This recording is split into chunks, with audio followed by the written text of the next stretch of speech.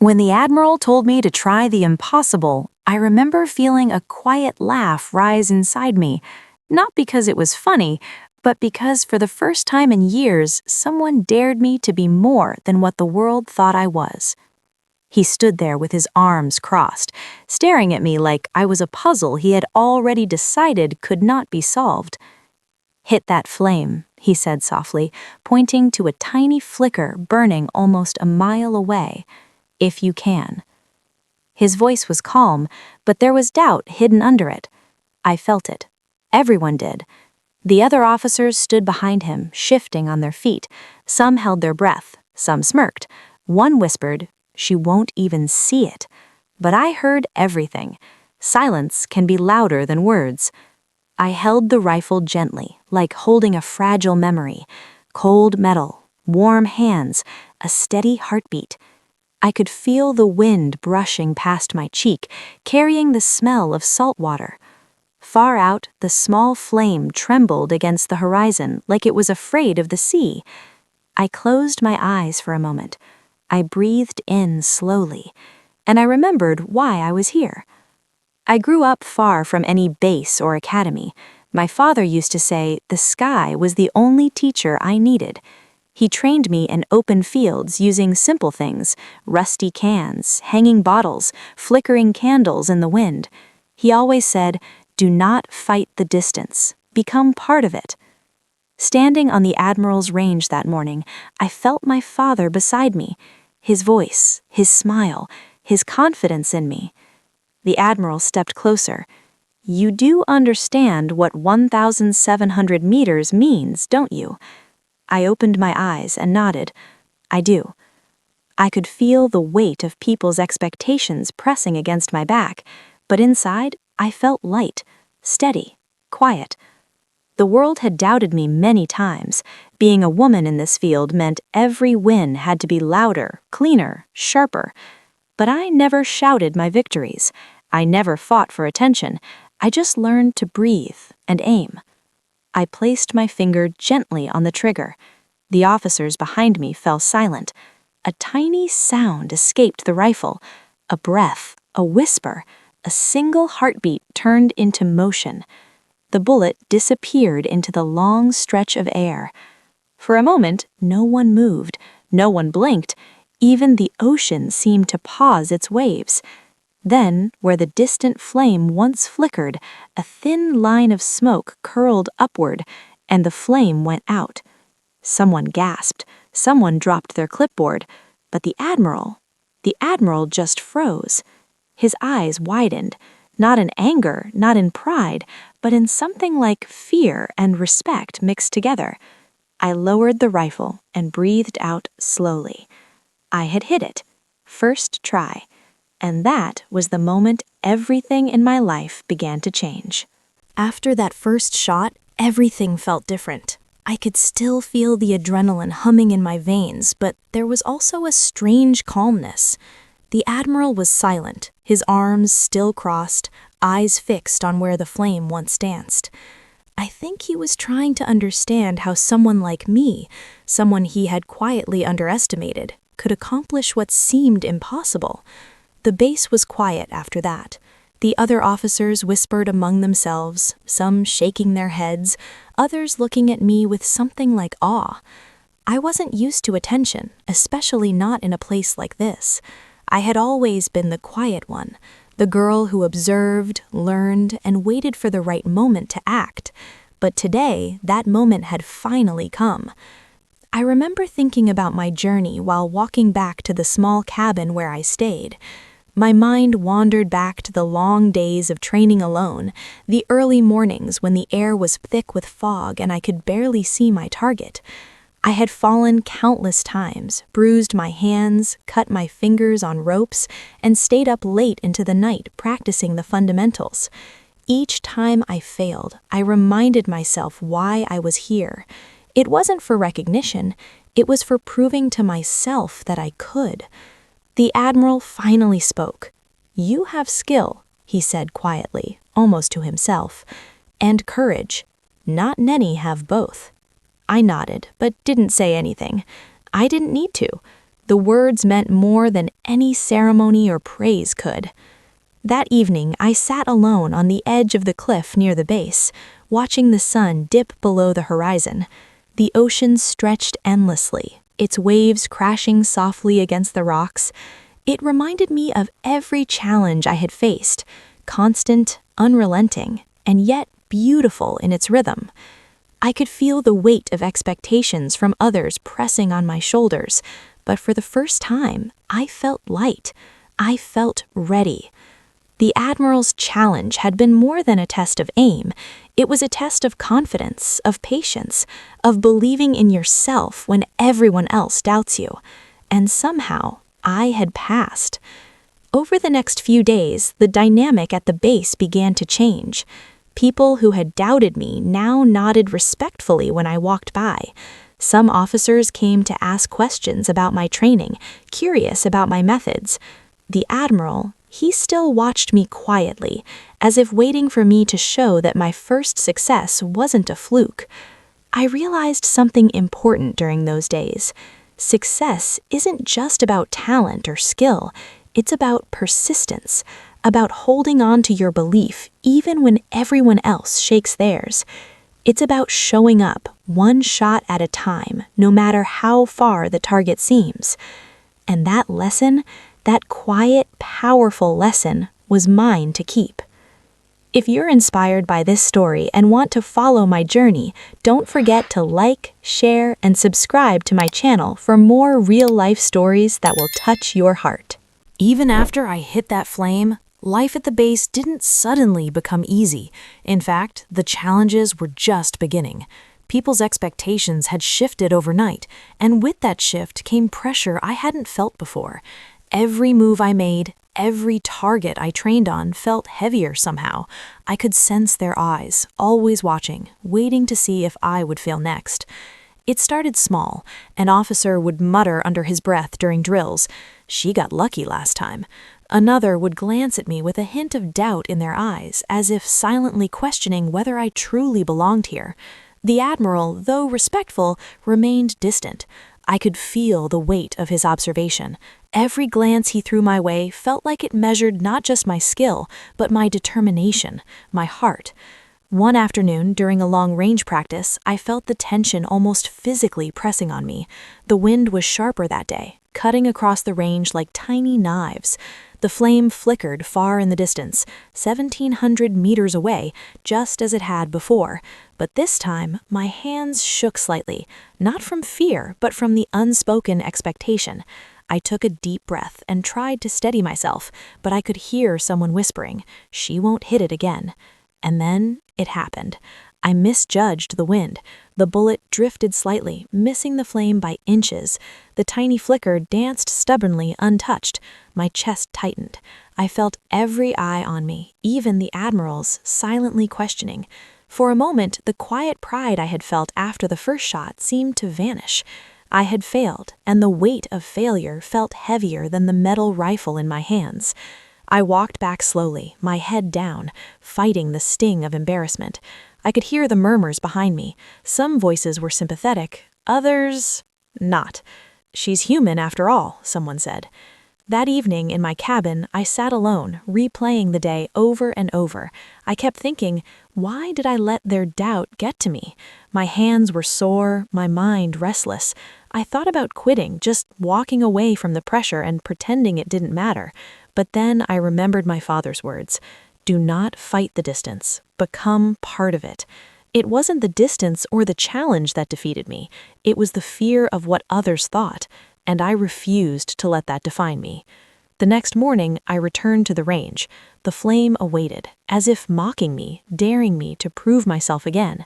This time, I closed my eyes and silenced the voices in my head. I didn't think about success or failure. I only felt the rhythm of the wind, the steady beat of my heart, and the weight of the rifle in my hands. I took aim once more.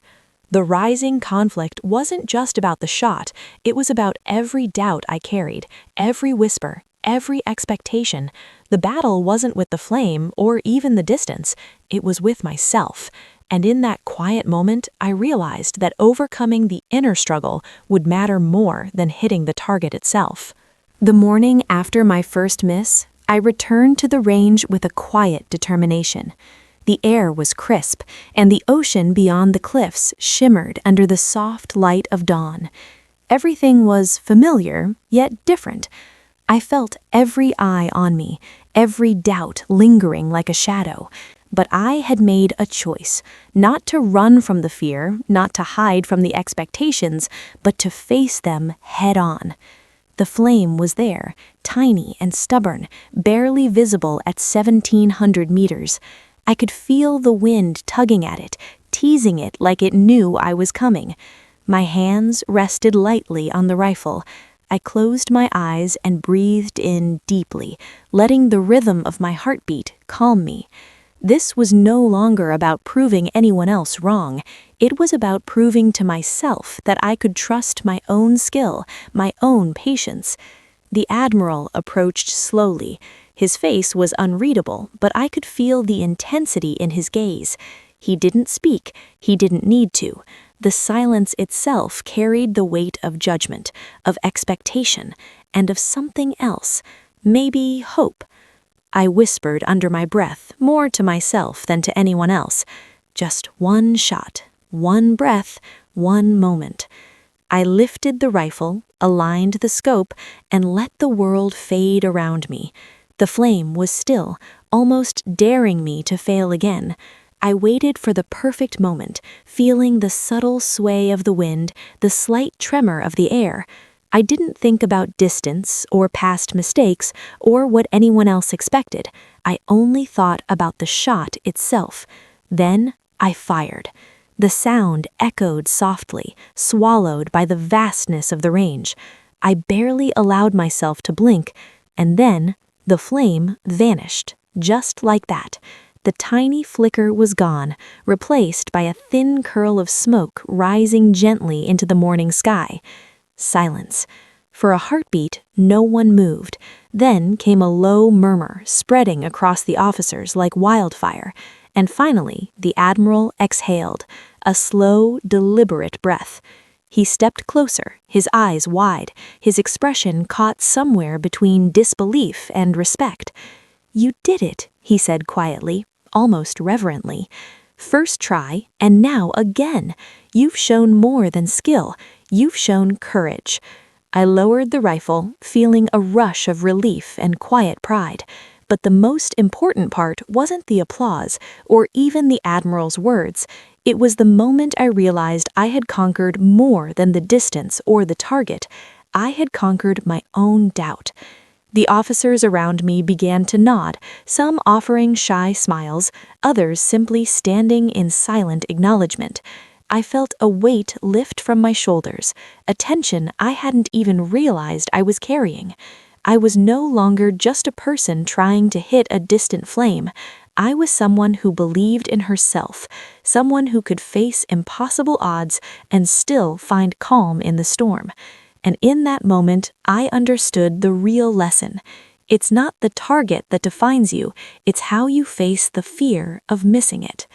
If you feel inspired by this story and want to follow more incredible real-life journeys, make sure to like, share, and subscribe to my channel for more heartfelt stories that touch the soul. After that morning, the atmosphere at the base changed, but in ways I hadn't expected. The flame was gone, the distance conquered, yet the lesson lingered far longer than the accomplishment itself. People no longer doubted me openly, but their curiosity shifted into something quieter: respect. Not forced respect, but a genuine recognition of effort, courage, and persistence. I walked across the range slowly, rifle in hand, feeling the sun warming my back. For the first time, I noticed details I had overlooked before: the texture of the ground beneath my boots, the way the wind carried the salt from the ocean, the soft rustle of leaves in the trees. The world felt sharper, clearer, alive. It was as if succeeding at that impossible shot had opened a door in my mind I didn't know was closed. The Admiral approached. this time with a softer expression. "You know," he said, "most people focus on the target. Very few focus on themselves. You focused on both." I nodded quietly. No words could capture the weight of what I had learned. It wasn't just about hitting the flame. It was about patience, self-belief, and the courage to stand still when everyone else expected you to flinch. Over the next weeks, I continued my training, but nothing felt the same. Each shot, each drill, each distant target reminded me of that turning point, the moment I faced fear and doubt and came out stronger. I wasn't perfect. I didn't hit every flame or achieve every goal on the first try, but I had learned to embrace the challenge without letting it crush me. The officers began approaching me differently. Some asked questions about technique. Some asked about mindset. I shared what I could, quietly, simply. It wasn't about showing off. It was about encouraging others to trust themselves the way I had learned to trust myself. And the Admiral, he remained a figure of quiet guidance. He never needed to speak too loudly because his presence alone reminded me of one truth: the most important battles are often the ones within yourself. I remember sitting on the cliff that evening, watching the sun dip beneath the horizon. I thought about my father, about the early mornings and long nights spent practicing alone. I thought about every time I had doubted myself, and I smiled quietly, knowing that every struggle had led me to this moment. I realized that life, much like that distant flame, is often about persistence, patience, and courage. We may miss, we may stumble, we may feel everyone's eyes on us, judging, doubting, but the real measure of success isn't perfection, it's rising up each time, trusting yourself, and taking that next shot anyway. From that day on, I carried that lesson quietly but firmly in my heart. It wasn't just about hitting a flame 1,700 meters away. It was about proving to myself that I could face any challenge, no matter how impossible it seemed, and come through stronger on the other side. The range, the flame, the Admiral, all of it faded into memory. What remained was something far greater: confidence, calm, and the knowledge that fear does not define us, our courage does. As days turned into weeks, life at the base settled into a new rhythm. The distant flame no longer held the same weight it once did, yet its lesson lingered inside me, quietly shaping the way I moved through every challenge. I realized that the real achievement wasn't in the target I had hit. It was in discovering strength I hadn't fully trusted before, strength I now carried into every decision, every moment. I would often sit alone by the cliffs in the evenings, watching the waves crash softly against the rocks. The sound was calming, almost meditative. I reflected on my journey, the long hours of training, the moments of doubt, the whispers of disbelief, and the quiet encouragement that had shaped me along the way. Every challenge, every setback had taught me something about patience, focus, and believing in myself when no one else did. The Admiral never shouted praise or created a spectacle. Instead, he continued to watch, silently acknowledging the effort and courage it took to reach that point. And over time, his quiet respect became a symbol of what mattered most: not winning attention, but earning trust through consistency, resilience, and heart. I also noticed the change in the other officers. What had once been whispers of doubt transformed into subtle nods of understanding. Some came to me for guidance, asking how I approached the impossible, and though I didn't have all the answers, I shared one simple truth: it's not about hitting the target, it's about trusting yourself, one step at a time, even when the odds feel impossible. The experience taught me more than skill. It taught me patience. It taught me humility. It taught me that courage isn't always loud or dramatic. Sometimes it's quiet, steady, and persistent. Sometimes courage is simply showing up, taking a deep breath, and facing your fear with calm determination. Even now, when I look back at that day, standing on the range, facing 1,700 meters of wind, distance, and doubt, I can feel the weight of the moment and the freedom that came afterward. Freedom from fear, freedom from self-doubt, freedom to trust my own abilities and embrace every challenge with clarity and calm. Life often throws impossible tasks in front of us, and sometimes the world doubts us, silently or loudly. But the truth is, the only persons whose belief truly matters is your own. If you can trust yourself, take the shot, and keep moving forward, you can overcome more than you ever imagined. If this story touched your heart and inspired you, make sure to like, share, and subscribe to my channel for more real-life stories of courage, resilience, and hope.